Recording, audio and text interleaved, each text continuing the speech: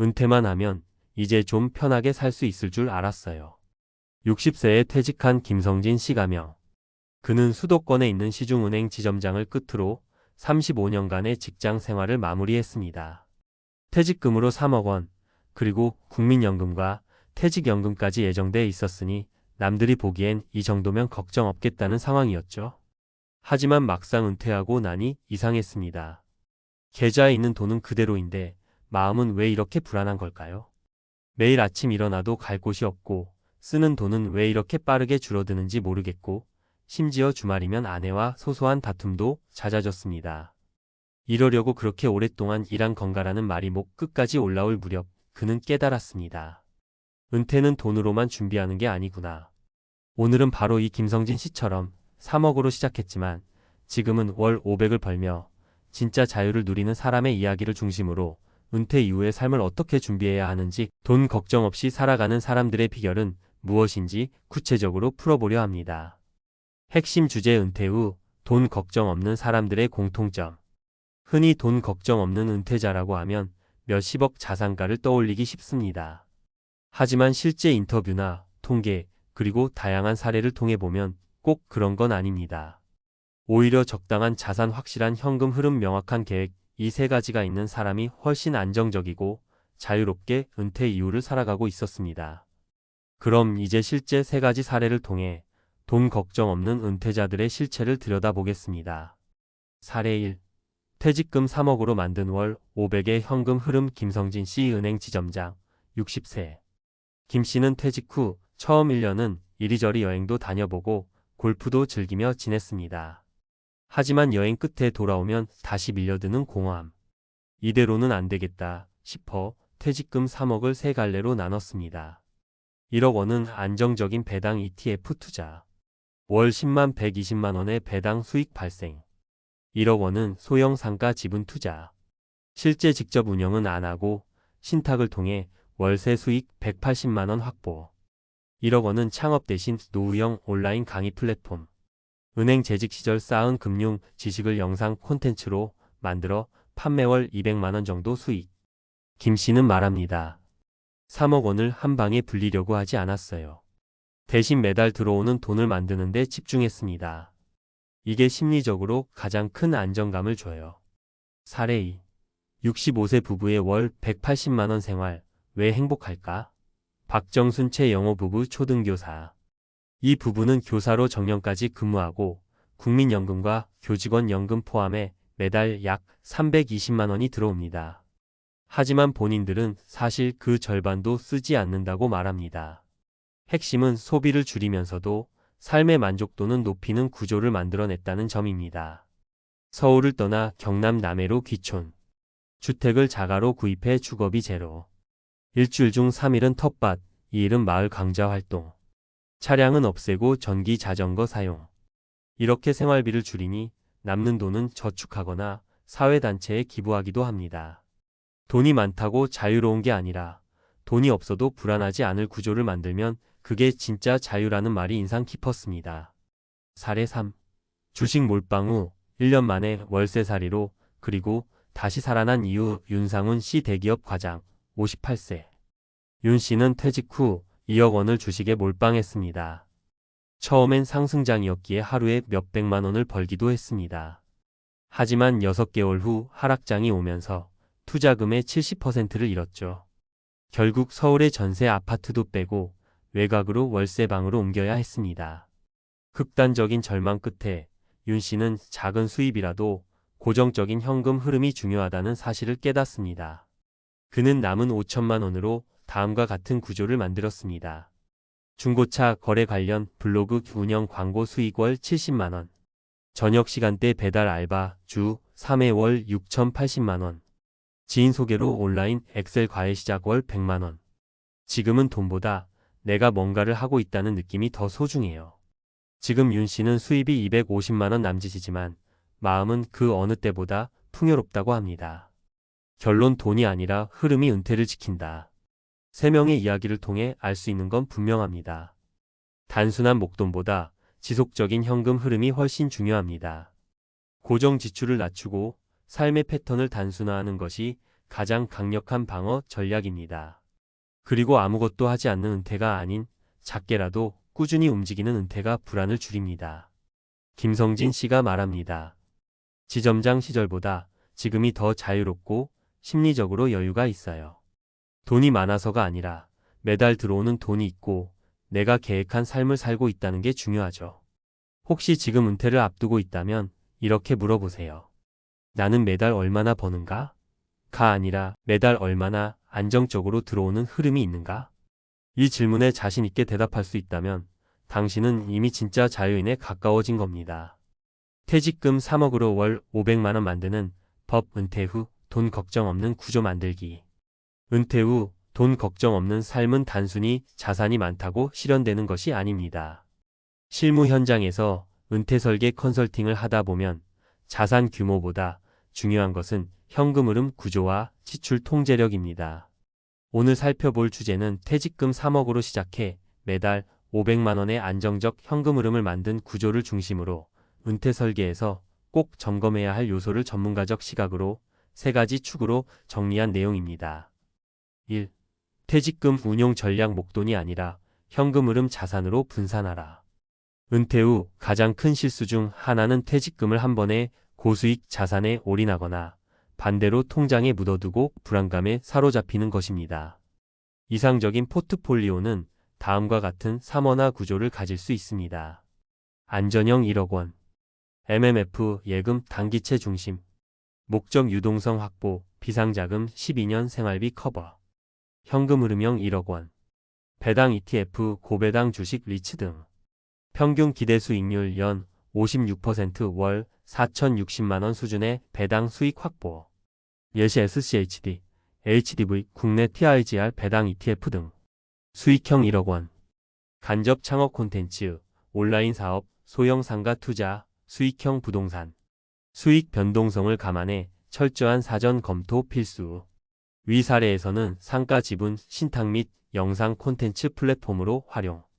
전문가 팁. 이 구조는 현금화 가능성, 수익 지속성, 위험 대비 수익률을 기준으로 설계돼야 합니다. 단순히 배당이 높다는 이유로 상품을 고르면 큰 손실로 이어질 수 있습니다. 2. 은퇴 자산보다 중요한 고정비 구조 조정. 많은 은퇴자들이 매달 얼마가 필요할까요? 를 묻습니다. 이 질문보다 중요한 건 고정적으로 나가는 돈을 얼마나 줄일 수 있느냐입니다. 고정비 감축 전략, 주거비 자가 확보 우소형 임대 전환, 차량 유지 비용 감안해 처분 검토, 보험 중복 불필요 보험 정리, 통신 구독 취미 지출 정기 점검. 사례에서 소개된 은퇴 교사 부부는 월 생활비 180만 원으로도 만족스러운 삶을 영위합니다. 핵심은 저비용 고만족 구조를 구축한 것이며 이는 곧 돈 걱정을 줄이는 가장 강력한 방패입니다. 3. 활동 기반 소득 은퇴 후 현역감 유지 전략. 은퇴 후에도 일정한 노동 기반 수입을 유지하는 것은 금전적 측면뿐만 아니라 정신 건강 사회적 연결 측면에서도 매우 긍정적입니다. 단, 이는 정기적이고 과로 없는 형태로 설계되어야 합니다. 대표 사례. 금융 전문가, 온라인 콘텐츠 제작, 강의 플랫폼 전문성 기반 수익, 자영업 경험자 컨설팅, 재능 플랫폼 활동, 일반 은퇴자, 배달, 경비, 지역 강사 등 선택적 소득 활동. 윤 씨 사례처럼 주식 손실 후 250만 원의 수입을 새롭게 구축한 은퇴자는 단순한 금전 확보를 넘어서 삶의 리듬 회복이라는 긍정적 결과를 경험했습니다. 전문가, 총평 돈 걱정 없는 은퇴란 구조를 가진 삶. 돈 걱정 없는 은퇴자들은 공통적으로 아래 3가지를 실천하고 있습니다. 요소 설명. 현금 흐름 설계 자산의 일정 부분을 매달 수익형 구조로 전환 배당, 임대, 부업. 지출 구조와 고정비, 최소화 예측 가능한 지출 구조 확보. 능동적 생활소득이 크지 않더라도 활동 기반의 경제 참여 유지. 은퇴는 끝이 아니라 구조 전환의 시점입니다. 현실을 직시하고 단단한 현금 흐름을 만드는 설계가 있다면 퇴직금 3억은 소진되는 돈이 아니라 흘러들어오는 돈으로 변환될 수 있습니다. 안녕하세요. 오늘은 제가 직접 들은 이야기와 주변에서 마주한 사례를 바탕으로 은퇴를 준비하거나 이미 은퇴를 하신 분들이라면 누구나 공감하실 만한 이야기를 해보려고 해요. 특히 많은 분들이 나는 그래도 안정적인 회사에서 꽤 오래 일했으니 연금이면 어떻게든 버틸 수 있지 않을까 라고 생각하시잖아요. 저 역시도 그런 분들을 만나면서 늘 같은 말을 듣곤 했어요. 연금만으로도 충분히 살 줄 알았는데 막상 은퇴하고 나니 현실이 너무 다르다. 오늘은 그 중에서도 55세에 은행을 퇴직한 한 분의 에피소드를 중심으로 이야기를 펼쳐볼까 해요. 사실 은행원이라면 대한민국에서 그래도 꽤 안정적이고 보장된 삶을 살 수 있다고들 생각하잖아요. 그런데 그분의 이야기를 들어보니 우리가 쉽게 놓칠 수 있는 현실의 벽이 곳곳에 있더라고요. 우선 그분이 본인 이야기를 들려주시면서 여러 차례 하신 말씀이 내가 이럴 줄은 몰랐다였어요. 평생을 은행에서 근무하다가 55세면 적절한 시점이라고 생각하여 명예퇴직을 결심했지만 정작 그 후 2년이 지나고 나니 예상했던 미래와 완전히 다른 상황에 놓이셨다는 겁니다. 그러면 왜 이런 일이 생겼을까요? 은퇴를 결심할 때는 누구나 나름의 계산법이 있잖아요. 연금이 얼마 정도 나올 테고 아내도 소득이 조금 있으니 아이들 교육비는 어느 정도 정리되고 이렇게 저렇게 하면 살아갈 만하다 이렇게 생각하는 거죠. 하지만 현실은 참 냉혹합니다. 자녀들이 예정보다 공부를 오래 하거나 취업 시장이 좋지 않아 지원이 계속 필요해질 수도 있고 부모님이나 가족 중에 갑작스러운 질병이 발생할 수도 있어요. 아니면 자신이 직접 큰 병을 얻을 수도 있고요. 자, 그럼 이 이야기를 좀 더 구체적으로 해볼게요. 제가 오늘 들려드리고 싶은 사례는 크게 세 가지예요. 은퇴 생활에 예상치 못한 함정, 그리고 그 함정에서 벗어나거나 적어도 예방하려면 어떻게 해야 할지 구어체로 풀어가 보겠습니다. 1. 연금은 기본이지만 곧바로 현금이 부족해졌다. 첫 번째 사례는 바로 연금을 메인 소득으로 생각하는 순간 문제에 부딪힐 수 있다는 점이에요. 많은 분들이 은퇴 시점에 그래도 매달 나오는 연금이 있으니 생활비는 해결되겠다 하고 안심하십니다. 하지만 제가 만난 55세 은행원 분의 얘기를 들어보니까 막상 은퇴하고 나니 예상치 못한 지출이 곳곳에서 터졌다는 거예요. 예를 들어 자녀가 취업을 준비한다며 어학연수나 특별 과정을 듣게 되었는데 생각보다 비용이 많이 들었다고 해요. 또 건강에는 자신 있었는데 50대 후반부터 슬슬 병원에 다니는 횟수가 늘어나면서 의료비가 커졌다는 겁니다.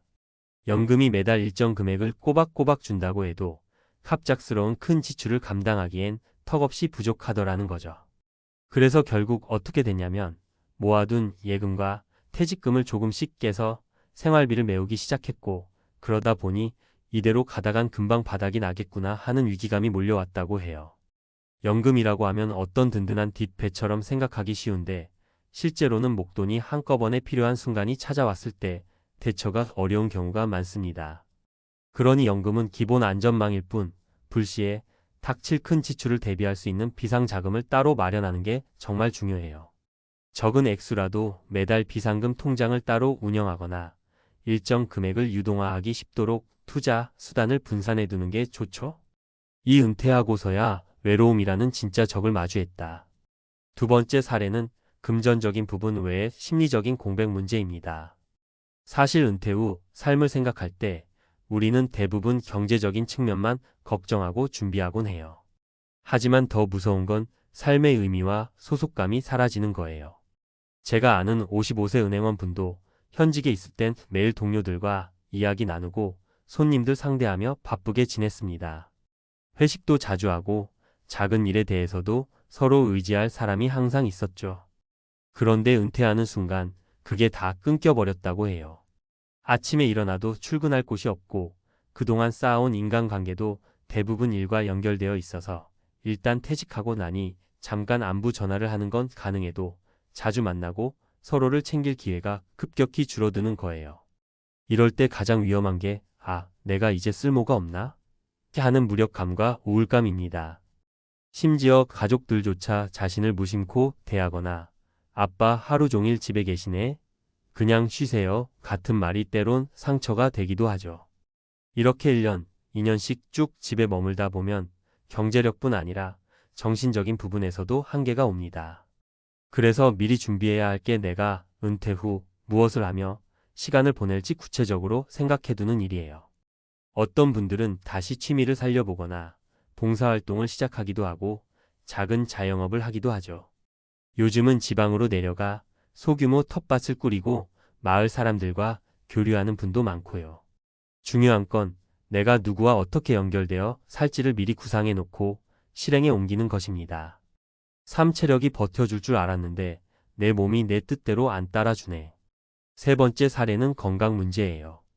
요즘 50대, 60대 분들은 이전 세대에 비해 확실히 젊고 건강한 편이라고 하잖아요. 그래서 아직 체력이 남아있으니 60대가 되어도 뭔가 새 일을 할 수 있을 거야 라고 생각하시는 경우가 많아요. 그런데 실제로 한 55세 퇴직 은행원분이 그래도 난 건강하니 은퇴 후에 택시라도 몰아볼까? 아니면 자문 컨설팅 일을 잠깐씩 할까? 하고 생각하셨다가 예상치 못하게 무릎 수술을 받게 되셨습니다. 은행에서 일할 때는 주로 실내에서 근무하다 보니 별다른 무리도 없었는데 막상 시간적 여유가 생기니까 오히려 골프나 등산처럼 활동량 큰 운동을 갑작스레 시작하시다가 무리가 온 거예요.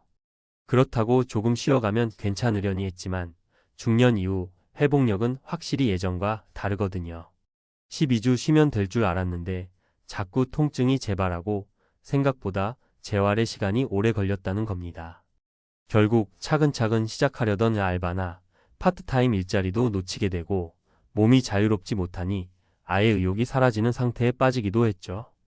이처럼 자신의 건강 상태를 정확히 파악하고 무슨 일이든 시작하기 전에 점검을 해두는 게 좋습니다. 단순히 나는 아직 젊으니 괜찮다가 아니라 실제 건강검진 결과나 의사소견, 본인의 생활 습관 등을 종합적으로 살펴봐야 해요. 혹시라도 위험 요소가 있으면 재정적 대비는 물론이고 운동이나 식습관 관리 등 일상에서부터 조금씩 습관을 바꾸는 노력이 꼭 필요합니다. 그래서 어떻게 해야 할까? 위 세 가지 사례를 보면 결국 은퇴 후 삶이 단순히 연금 액수를 기준으로 버틸 수 있다, 없다를 결정할 문제가 아니라는 걸 알 수 있습니다. 은퇴 이후에 겪게 될 수많은 변수와 위기 상황을 조금이라도 줄이려면 경제적, 심리적, 사회적 준비가 모두 필요해요. 경제적 준비, 연금 이외의 비상자금이나 투자 계획을 세워서 예상치 못한 지출에 대비해야 합니다. 심리적 준비, 은퇴 후에도 의미 있고 즐거운 활동을 할 수 있도록 취미나 봉사, 소모임 등을 미리 찾아봐야 합니다.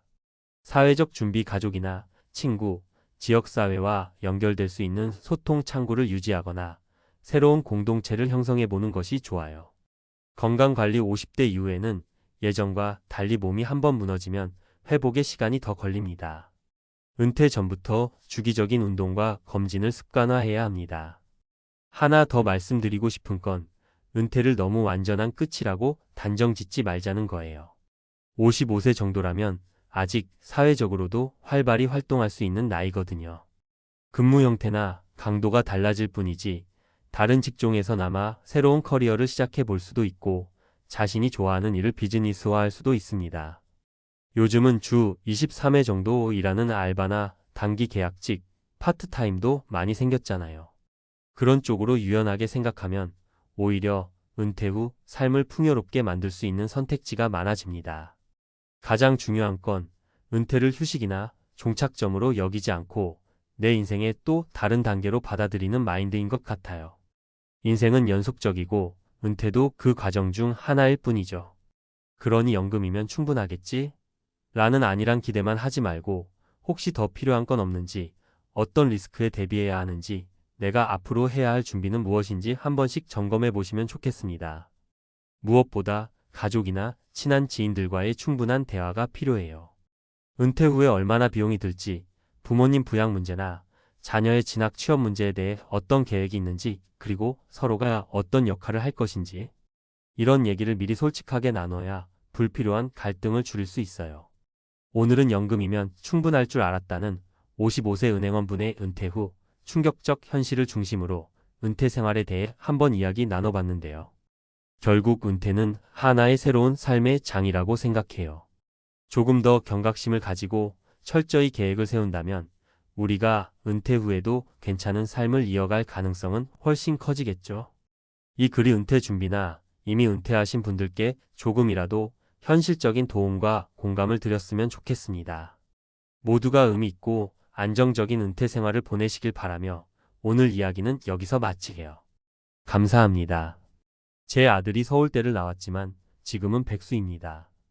대학 2학년 때부터 직장 생활에 대한 거부감을 보이더니 40세가 다 되도록 자기 용돈 벌이만 겨우 하며 저에게 얹혀 살고 있습니다. 사람이 원만하고 살갑기라도 하면 이해하려 했겠지만 저를 원수처럼 대합니다. 아마도 부유한 친구들의 아버지와 저를 비교하며 원망하는 것 같습니다. 저는 아들 유학까지 보내느라 물려줄 재산이 없는데 그 점이 못마땅한 모양입니다. 저에게 남은 돈도 많지 않은데 이런 아들에게 한 푼도 줄 수 없습니다. 이미 마음속으로는 의절했습니다. 노후 준비, 자식 믿다가 쪽박 차는 세상 무자식이 상팔자라고 외치는 이유. 요즘 젊은 사람들은 결혼도 안 하고 애도 안 낳는다잖아. 솔직히 말해서 왜 그런지 이해가 안 갔어. 근데 요즘 뉴스 보면서 주변 사람들 이야기 듣다 보니까 슬슬 무자식 상팔자라는 말이 괜히 나온 게 아니구나 싶더라고. 1. 등골 브레이커 내 자식? 얼마 전에 친구네 아들이 결혼한다고 해서 축하해 주러 갔다가 깜짝 놀랐어. 결혼 비용만 1억이 넘게 든다는 거야. 집값에 예단, 예물, 혼수까지. 친구는 있는 돈 없는 돈 다 끌어모으고 대출까지 받아서 아들 결혼시키느라 등골이 휘었다더라. 근데 결혼하고 나서도 끝이 아니야. 손주 봐주랴, 생활비 보태주랴. 친구는 노후 준비는커녕 매달 적자에 허덕이고 있더라고. 2. 자식 뒷바라지, 부모 등골 빼먹는 블랙홀. 우리 동네에도 비슷한 사례가 있어. 아들 둘 키우느라 뼈 빠지게 일했던 부부가 있었는데 큰아들은 대학 졸업하고 취업도 못하고 작은 아들은 사업 망해서 빚만 잔뜩 졌어. 결국 부부는 집까지 팔아서 아들들 빚 갚아주고 지금은 월세방 전전하며 살고 있어. 자식 뒷바라지 하다가 노후 파산한 거지. 3. 자식 농사? 이제는 옛말. 예전에는 자식이 부모를 부양하는 게 당연했지만 요즘 세상은 달라.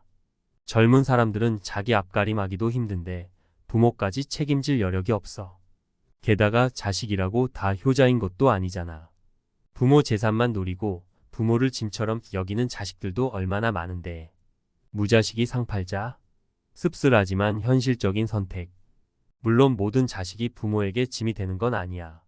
하지만 요즘 같은 세상에 자식 낳아서 키우는 게 얼마나 힘든 일인지, 그리고 자식 때문에 노후가 얼마나 불안해질 수 있는지 생각해보면 무자식 상팔자라는 말이 괜히 나온 게 아니라는 생각이 들어. 자식에게 기대지 않고 스스로 노후를 준비하는 게 현명한 선택이 아닐까? 자식 없이 부부끼리 오붓하게 여행도 다니고 취미생활도 즐기면서 여유로운 노후를 보내는 것도 나쁘지 않잖아. 노후 준비 자식에게 맡기지 마세요. 자식은 인생의 선물이지만 노후 보장 수표는 아니야. 자식 믿고 노후 준비 소홀히 하다가는 낭패 보기 십상이지. 젊을 때부터 열심히 저축하고 연금도 가입하고 건강도 잘 챙겨서 스스로 행복한 노후를 만들어가는 게 중요해. 무자식 상팔자라는 말이 씁쓸하게 들릴 수도 있지만 현실을 직시하고 스스로 노후를 준비하는 지혜가 필요한 시대야. 자식에게 기대지 말고 스스로 행복한 노후를 만들어 가자고. 노후 파산? 자식 뒷바라지가 부른 비극. 은퇴 설계 전문가가 알려주는 불편한 진실. 안녕하세요, 여러분. 은퇴 설계 전문가 김철수입니다. 오늘은 좀 불편하지만 외면할 수 없는 이야기를 해보려고 합니다. 바로 노후 파산입니다. 특히 자식 뒷바라지에 모든 것을 쏟아붓고 빈털터리가 된 부모들의 이야기는 더욱 가슴 아픕니다. 사례 1. 퇴직금 올인. 아들 유학 보내고 월세방 신세. 50대 후반의 김씨 부부는 외아들을 미국 명문대에 유학 보내기 위해 퇴직금을 모두 쏟아부었습니다. 아들은 졸업 후에도 취업에 실패하고 부모님께 생활비까지 요구합니다. 결국 김씨 부부는 살던 집을 팔고 월세방으로 쫓겨났습니다. 사례 2딸 결혼 자금 마련하다가 빚더미. 노후는 폐지 줍기. 60대 초반의 박씨는 딸의 결혼 자금을 마련하기 위해 대출을 받고 적금까지 깨서 모든 것을 지원했습니다. 하지만 딸은 결혼 후에도 경제적으로 어려움을 겪고 박 씨는 빚을 갚기 위해 폐지를 주우며 생계를 이어가고 있습니다. 사례 3 아들 사업 빚 보증. 집 날리고 길거리 신세. 70대 중반의 이 씨는 아들의 사업 자금을 마련하기 위해 집을 담보로 대출을 받았습니다. 하지만 사업은 실패하고 이 씨는 빚을 갚지 못해 집까지 경매로 넘어갔습니다. 결국 이 씨 부부는 길거리에 나앉게 되었습니다. 자식 뒷바라지 왜 노후 파산으로 이어질까? 과도한 교육열 우리나라 부모들은 자녀 교육에 대한 열망이 높습니다. 하지만 과도한 사교육비 지출은 부모의 노후 자금을 고갈시키는 주범입니다. 무리한 결혼 지원 자녀의 결혼은 축복받아야 할 일이지만 부모의 경제적 능력을 넘어서는 지원은 위험합니다. 자식 빚 보증. 자식의 빚 보증은 절대 금물입니다. 자식의 실패가 부모의 노후 파산으로 이어질 수 있습니다. 자녀에 대한 맹목적인 믿음. 자녀가 반드시 성공할 것이라는 맹목적인 믿음은 위험합니다. 자녀의 능력과 상황을 객관적으로 판단하고 지원해야 합니다. 노후 파산 어떻게 막을 수 있을까? 자녀 교육에 대한 현실적인 접근. 자녀의 능력과 적성에 맞는 교육을 지원하고 과도한 사교육비 지출은 자제해야 합니다. 자녀 결혼 지원은 능력 범위 내에서 자녀의 결혼은 축복해야 할 일이지만 부모의 노후 자금을 희생해서는 안 됩니다. 자식 빚 보증은 절대 금물. 자식의 빚 보증은 부모의 노후를 위협하는 가장 큰 요인입니다. 독립적인 노후 준비. 자녀에게 의존하지 않고 스스로 노후를 준비해야 합니다. 연금, 저축, 투자 등 다양한 방법을 통해 안정적인 노후 자금을 마련해야 합니다. 내 자식은 다를 거야 라는 착각은 버려야 합니다. 많은 부모들이 내 자식은 다를 거야 라고 생각합니다. 하지만 현실은 냉혹합니다. 자녀가 부모에게 경제적으로 의존하는 것은 흔한 일이며 자녀의 실패가 부모의 노후를 파산으로 몰아넣는 경우도 많습니다.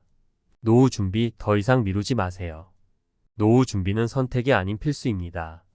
자녀에게 의존하지 않고 스스로 행복한 노후를 만들어가야 합니다.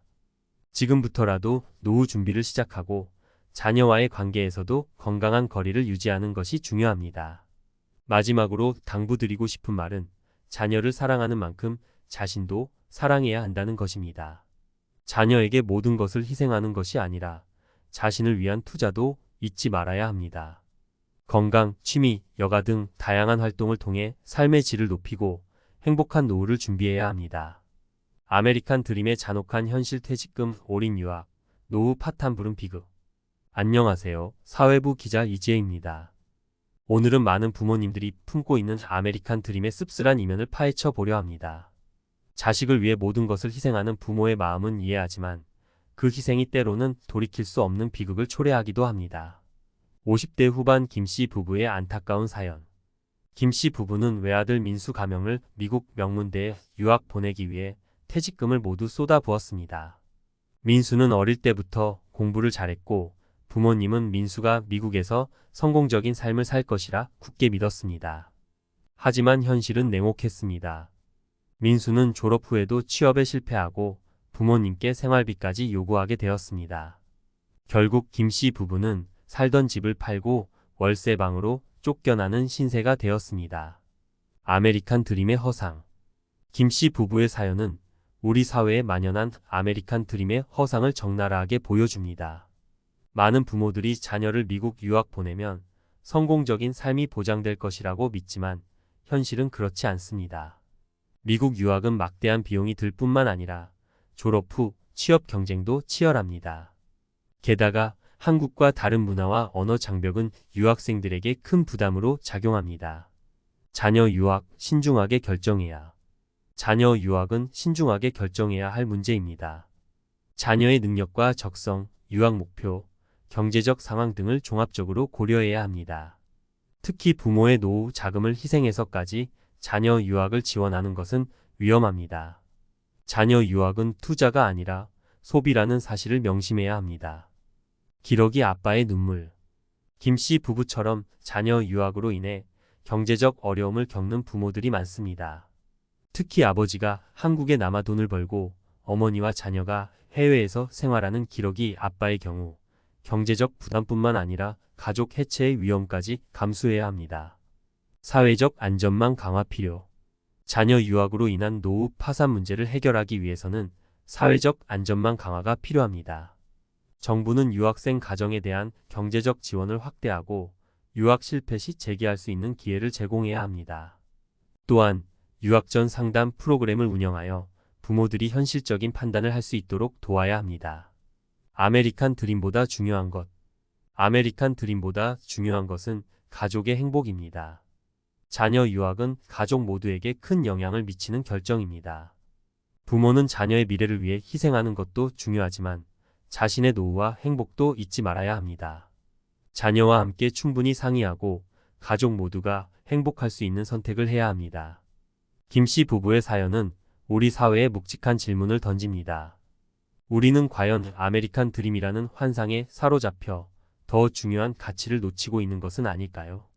자녀 유학은 신중하게 결정해야 할 문제이며 부모의 희생만을 강요해서는 안 됩니다. 우리 모두가 함께 노력하여 자녀 유학이 가족의 행복으로 이어질 수 있도록 해야 합니다. 딸 결혼 빚 갚다, 폐지 줍는 노년. 그 뒤에 숨겨진 가슴 아픈 이야기. 안녕하세요, 시청자 여러분. 저는 오늘 여러분께 한 가지 안타까운 이야기를 전해드리려 합니다.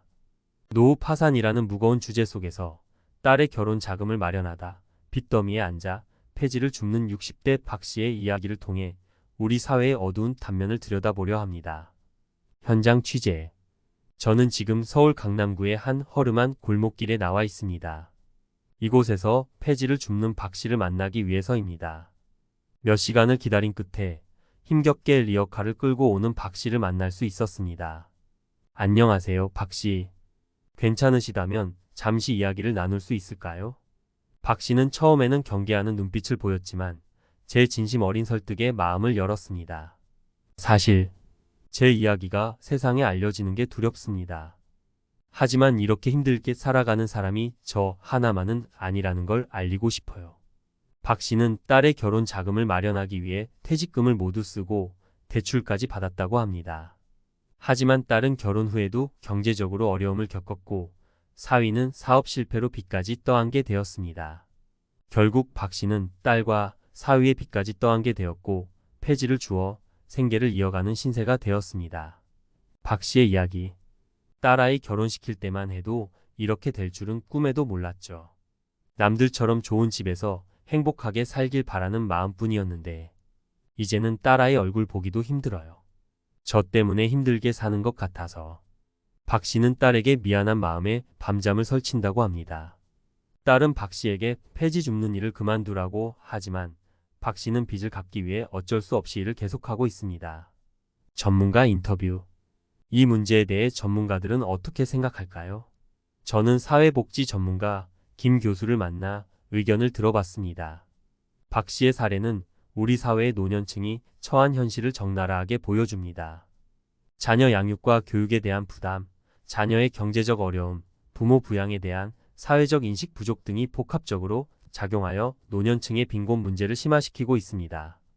김 교수는 정부의 노후 지원 정책 강화와 사회적 인식 개선이 시급하다고 강조했습니다. 심층 분석. 박 씨의 사례는 단순히 개인의 불행으로 치부할 수 없습니다. 이는 우리 사회의 구조적인 문제와 깊이 연관되어 있습니다. 자녀 양육 및 교육 비용 증가, 치솟는 물가와 사교육 열풍으로 인해 자녀 양육 및 교육 비용이 급증하면서 부모의 노후 자금이 부족해지는 경우가 많습니다.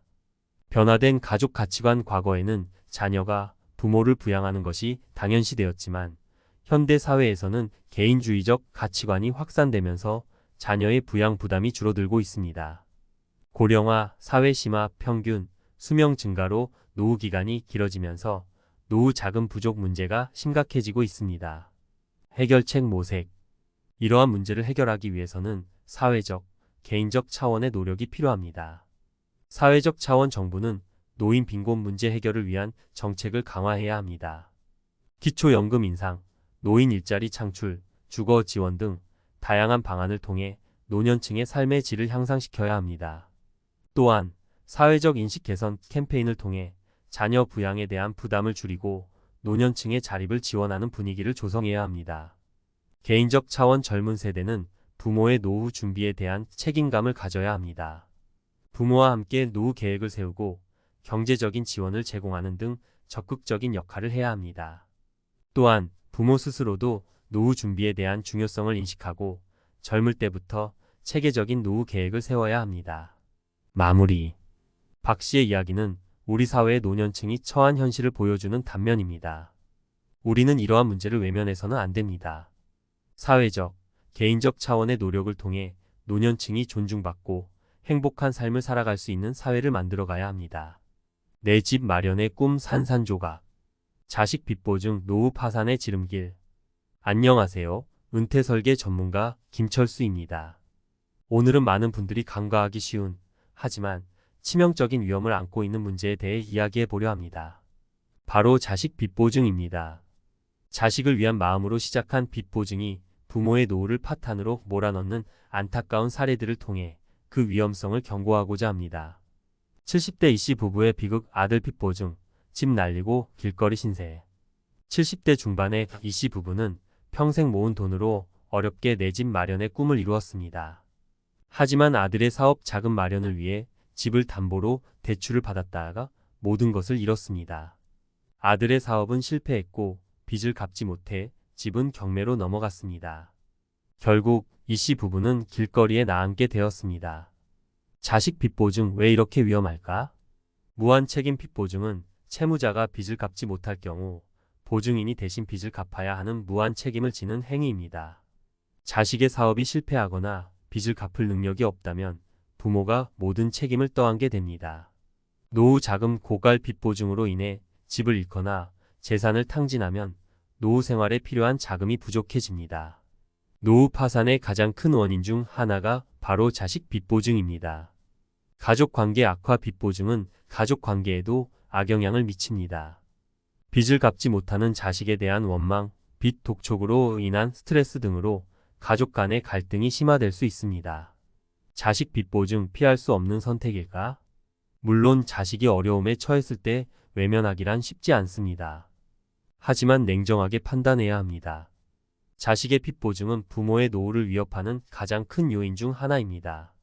자식의 사업 계획이나 상환 능력을 꼼꼼하게 따져보고 빚보증을 해주더라도 감당할 수 있는 범위 내에서 해야 합니다. 자식 빚보증 대신 다른 방법은 없을까?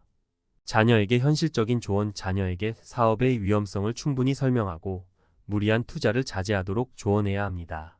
전문가의 도움. 자녀의 사업 계획에 대해 전문가의 의견을 구하고 필요하다면 사업 컨설팅을 받도록 권유해야 합니다. 정부 지원 제도 활용. 정부는 창업 자금 지원, 경영 컨설팅 등 다양한 지원 제도를 운영하고 있습니다. 자녀가 이러한 제도를 활용할 수 있도록 안내해야 합니다. 노후 파산 예방이 최선입니다. 자식 빚보증으로 인한 노후 파산은 예방이 최선입니다.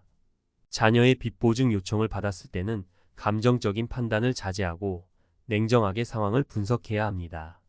자녀에게 빚보증 대신 다른 도움을 줄 수 있는 방법을 찾고 필요하다면 전문가의 도움을 받아야 합니다. 노후 준비 더 이상 미루지 마세요. 노후 준비는 선택이 아닌 필수입니다. 자녀에게 의존하지 않고 스스로 행복한 노후를 만들어가야 합니다.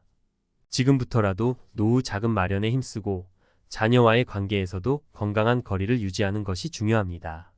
마지막으로 당부드리고 싶은 말은 자식을 사랑하는 만큼 자신도 사랑해야 한다는 것입니다. 자녀에게 모든 것을 희생하는 것이 아니라 자신을 위한 투자도 잊지 말아야 합니다. 건강, 취미, 여가 등 다양한 활동을 통해 삶의 질을 높이고 행복한 노후를 준비해야 합니다. 무자식 상팔자. 과학이 말하는 노후와 자녀 관계의 진실. 안녕하세요, 여러분. 저는 과학 커뮤니케이터 김과학입니다. 오늘은 좀 흥미로운 주제를 가지고 왔어요. 바로 무자식 상팔자라는 말 들어보셨죠? 농담처럼 던지는 말이지만 은근히 많은 사람들이 공감하는 것 같더라고요. 그래서 오늘은 과학적인 관점에서 이 말의 진실을 파헤쳐 보려고 합니다. 1. 자녀 양육의 경제적 부담, 노후 파산의 주범. 자녀를 키우는 데 드는 비용 정말 만만치 않죠. 분유, 기저귀, 유치원, 학원, 대학 등록금 끝이 없습니다. 한국보건사회연구원의 조사에 따르면 자녀 한 명을 대학 졸업까지 키우는 데 드는 비용은 평균 2억 6천만 원이라고 합니다. 이 돈이면 노후에 편안하게 살 수 있는 든든한 자금이 될 수도 있겠죠. 게다가 요즘은 취업난 때문에 자녀가 성인이 되어도 경제적으로 독립하지 못하는 경우가 많아 부모의 부담은 더욱 커지고 있습니다. 2. 자녀와의 갈등 행복한 노후의 걸림돌. 자녀와의 관계는 예측 불가능합니다. 아무리 사랑으로 키워도 자녀가 부모의 기대에 미치지 못하거나 심지어 부모에게 상처를 주는 경우도 있습니다. 이런 갈등은 부모의 정신 건강에 악영향을 미치고 노후의 행복을 앗아갈 수 있습니다. 스트레스는 만병의 근원이라는 말도 있잖아요. 3. 자녀 없는 삶의 장점 자유와 여유. 자녀가 없다면 부모는 시간과 돈을 자유롭게 사용할 수 있습니다. 여행, 취미생활, 자기 개발 등 하고 싶은 일을 마음껏 할 수 있죠. 또한 자녀 양육에 대한 스트레스 없이 배우자와 더욱 깊은 관계를 유지하며 행복한 노후를 보낼 수 있습니다. 4. 무자식이 꼭 상팔자는 아니다. 외로움과 사회적 고립. 물론 자녀가 없다고 무조건 행복한 것은 아닙니다. 노년의 자녀의 존재는 큰 위안이 될 수 있으며 사회적 연결망을 형성하는 데 도움이 됩니다. 자녀가 없다면 외로움과 사회적 고립을 느낄 수 있으며 노년의 삶이 삭막하게 느껴질 수 있습니다. 결론 선택은 당신의 뭐. 무자식 상팔자라는 말은 단순히 옳다, 그르다를 판단할 수 없는 문제입니다. 자녀를 갖는 것은 개인의 가치관과 삶의 목표에 따라 달라지는 선택입니다. 하지만 자녀 양육의 현실적인 어려움과 자녀 없는 삶의 장점을 객관적으로 이해하고 자신에게 맞는 선택을 하는 것이 중요합니다. 추천 도서. 무자식이 상팔자의 저주 자녀 양육의 현실적인 어려움과 노후 파산의 위험성을 경고하는 책입니다. 혼자 살아도 괜찮아 자녀 없는 삶의 장점과 행복하게 혼자 사는 방법을 제시하는 책입니다. 노후 파산 피할 수 있다. 자녀에게 의존하지 않고 스스로 노후를 준비하는 방법을 알려주는 책입니다. 무자식 상팔자라는 말은 쉽게 던질 수 있지만 그 이면에는 복잡한 현실과 다양한 가치관이 존재합니다. 자신의 삶을 주체적으로 선택하고 행복한 노후를 준비하는 것이 가장 중요합니다. 퇴직한 날이 지옥의 시작이었다. 30년 은행원, 59세의 후회. 이 문장만 봐도 왠지 마음속이 싸늘해지지 않으세요? 겉보기에 번듯한 직장에서 오랜 기간 일하고 남들은 안정적이라고만 말하던 은행원이라는 타이틀을 달았는데도 막상 퇴직하고 나면 온갖 불안과 고민이 밀려든다는 겁니다. 사실 우리 주변 어디를 둘러봐도 자기 일자리에서 최선을 다하다가 퇴직과 동시에 혼란스럽고 막막한 상황을 겪는 분들이 생각보다 많아요. 처음엔 내가 열심히 일해서 마련해 놓은 돈도 있고 연금도 있지 않나? 싶다가도 막상 한 달, 두 달 지나면서 이거 생각보다 빠듯한데? 하며 현실을 깨닫게 되는 거죠. 요즘 은퇴는 예전처럼 정년까지 딱 채우고 나면 편안하게 쉴 수 있는 그런 낭만적인 그림이 아니에요. 50대 중반 혹은 그보다 조금 더 이른 시기에 퇴직 통보를 받거나 희망퇴직을 하게 되는 일도 흔하고 정년까지 잘 버텼더라도 막상 막을 내리고 나면 앞으로 30년은 더 살아야 한다는데 하는 심리적 압박이 그 어느 때보다 크게 다가옵니다. 안심이 될 줄 알았던 퇴직금과 연금이 왜 이렇게 작아 보이는 걸까요? 사실 우리가 흔히 간과하는 건 퇴직 후 삶이라는 게 생각보다 길다는 점이에요. 잘 계산해보면 60세쯤 퇴직해도 80세, 90세까지 인생이 이어질 수 있잖아요. 그러니 딱히 병이 없어도 매달 써야 하는 기본 생활비가 있고 가족들 행사나 자녀 결혼, 손주 돌잔치 등 가정 내 이벤트도 줄줄이 있습니다. 자그마한 질병이라도 갑자기 생기면 병원비가 또 많이 들죠. 젊었을 때는 나는 건강하니까 괜찮아라고 자신만만했는데 나이 들수록 병원비라는 예측 불가능한 변수가 속속들이 생겨나는 거예요. 오늘은 퇴직이라는 벽에 부딪혀서 지옥 같은 현실을 체감한 3가지 사례를 이야기해보고 싶습니다. 다들 처음에는 잘 견디겠지라고 생각했지만 막상 닥쳐보니 아찔한 고비들을 겪고 나서야 비로소 내가 왜 진작 준비하지 않았을까 하고 후회하게 된 사람들이에요. 그분들의 경험을 들어보면 우리가 앞으로 미리 대비해야 할 점이 무엇인지 확실히 깨닫게 됩니다.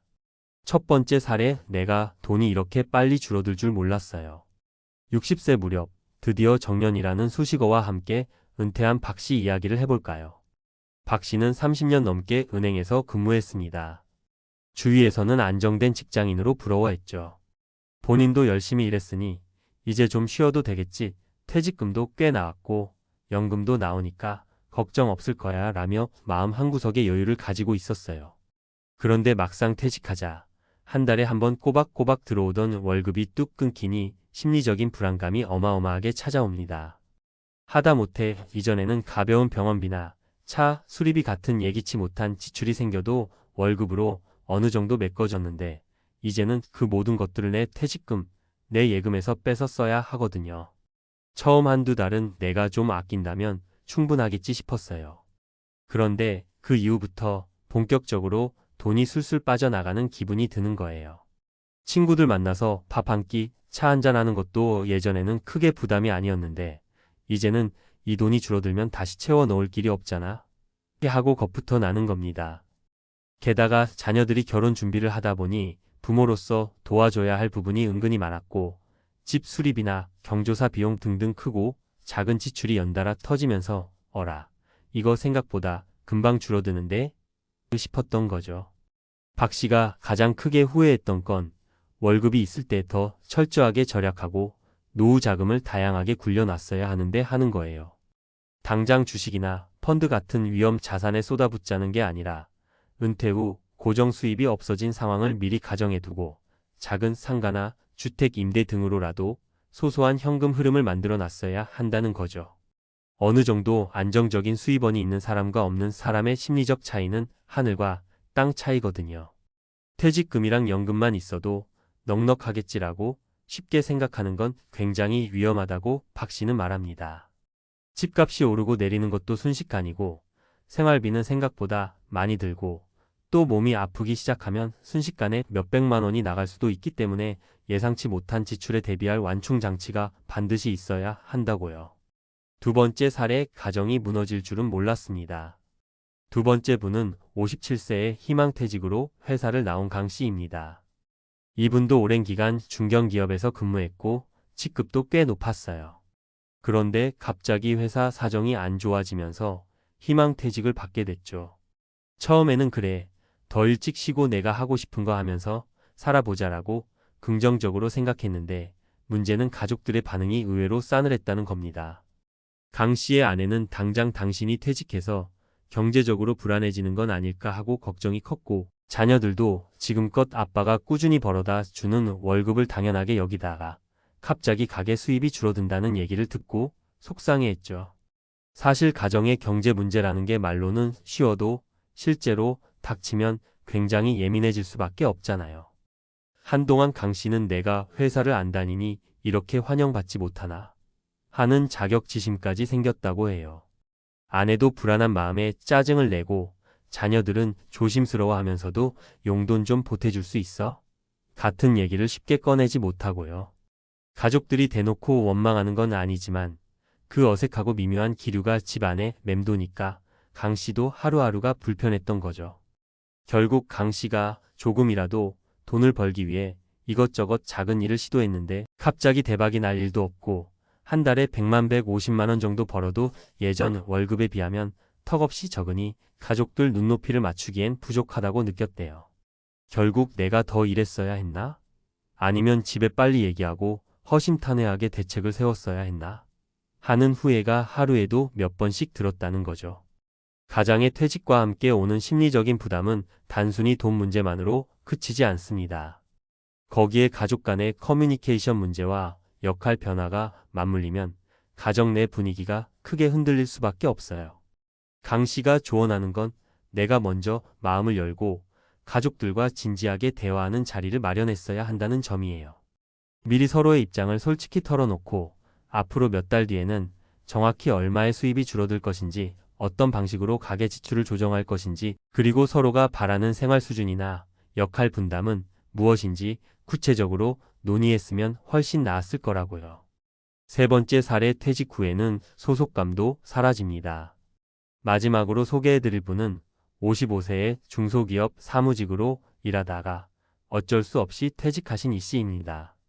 본인은 60세까지 근무할 수 있을 줄 알았는데 회사가 구조조정을 시작하면서 예고 없이 퇴직 통보를 받았어요.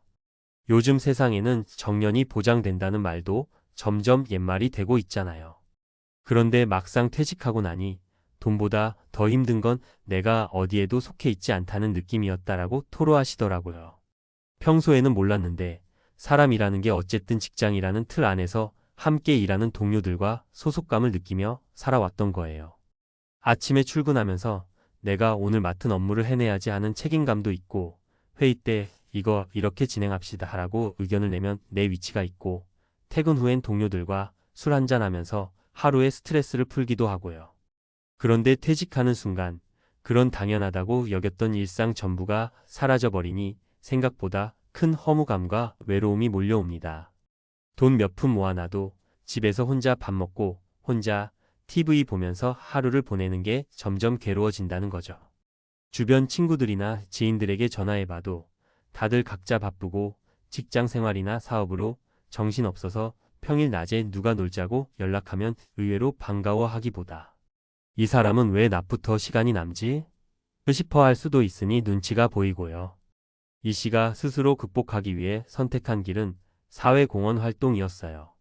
처음에는 봉사활동으로 시작했다가 관심이 생기면서 공익 관련 단체의 파트타임 직원으로 들어가서 서류 업무를 돕게 됐죠.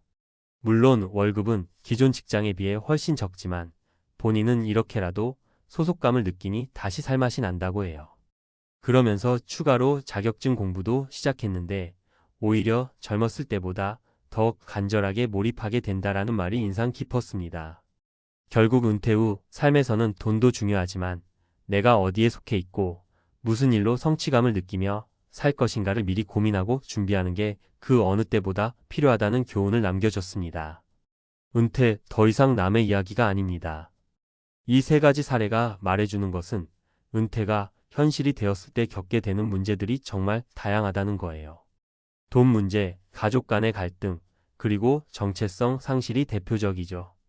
그리고 나는 다를 거야 라고 생각했다가도 막상 닥치면 모두들 같은 고민을 하는 게 현실이고요. 그렇다면 우리는 어떻게 준비해야 할까요? 돈에 대한 대비책은 최대한 구체적으로 짜야 합니다. 퇴직금을 어떻게 운용할 건지, 매달 현금 흐름을 확보할 방법, 주택임대, 채권, 수익형 부동산, 파트타임 일자리 등을 미리 생각해두는 게 좋아요. 또 가족들과의 대화는 빠르면 빠를수록 좋습니다. 난 은퇴했으니 이제 내 맘대로 편하게 살래가 아니라 함께 사는 가족이 있다면 모두의 생활 패턴과 경제 상황을 고려해서 역할을 어떻게 나눌지 상의해야 해요. 그리고 돈이나 가정 문제를 떠나서 스스로의 삶의 목적도 다시 정립해 볼 필요가 있습니다. 퇴직을 하든 정년을 마무리하든 내게 남은 생이 길고도 길다면 나의 남은 3040년은 어떤 일을 하며 무슨 재미로 살 것인가? 라는 질문이 반드시 뒤따를 수밖에 없거든요. 봉사활동, 취미, 재취업, 창업 등 선택지는 무궁무진합니다.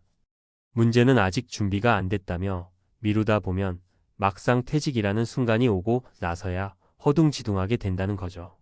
퇴직한 당일은 분명 눈물겹게 아쉽고 섭섭하고 한편으로는 홀가분한 감정도 있을 수 있습니다. 그러나 그 이유가 정말 중요합니다. 내가 어떤 마음가짐으로 어떤 목표를 향해 나아갈 것인지가 머지않아 우리 삶을 크게 좌우하게 될 테니까요. 마지막으로 여기서 주고 싶은 메시지는 빨리 시작하면 늦지 않는다는 겁니다. 미리미리 준비하고 가족들과도 솔직하게 대화하면서 은퇴 후에도 이 사회에서 내가 할 일이 무엇인지 꾸준히 모색해 나간다면 퇴직한 날이 지옥의 시작이었다라는 말 대신 퇴직 이후에 또 다른 인생이 열렸다라고 당당히 말할 수 있을 거예요.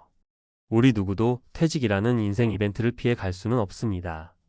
그 시기를 어느 정도 예측하고 계획하는지, 그 불안한 단절을 어떻게 현명하게 넘어설 것인지는 온전히 우리의 몫이죠. 주변 사례들을 보면서 나도 대비해야겠구나라는 마음이 드셨다면 지금부터라도 조금씩 움직여 보세요. 재정, 가족, 그리고 내 마음가짐까지 세 박자가 제대로 맞아떨어진다면 퇴직이 지옥이 아니라 새로운 출발점이 될 수 있으니까요.